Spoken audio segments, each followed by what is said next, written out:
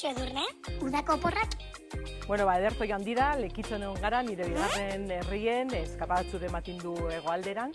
Eta oin berriroan, azken egunak disfrutatzen, eta gainera jaietan bidera ederto.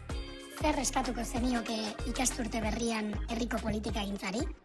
Bueno, herrikoan eta orokorrean, euskararen alde, adostasuna, irmotasuna, benetan normalkuntza bat eman dadin, bai orokorrean eta bai herrian. Eta herrian, bai jarraitzea, herria hobetzen eta herritarrekin sintonia. Wow! Sare sozialik gustokoena?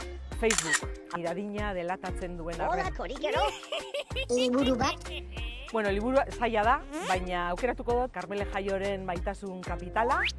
Uste dut oso ondo datorkigula ikustea ze harreman mota ditugun pertsonen artean. Baina, udan aprobetxatu dut normalean irakurtzen ez dudan poesia irakurtzeko, eta Gotzon Barandiaranen Galbaea be, uste dut irakurri behar dara. Eta bestirik gustukoena? Hori be zailagoa ondino, baina, bizitza guztian ondoan eukingo da abesti bat, ez? Ertzainaken etzo. Gogoratzen duelako, gaztetako puntu rebelde hori ez dugula galdu behar. Zure herriko lekurik kutxunena? Arantzilletik gorako paseoak. Zure alderdikoa ez den zein beste politikarirekin egingo zenuke gustora parrandan? Bueno, parrandarako gogoa da importantena.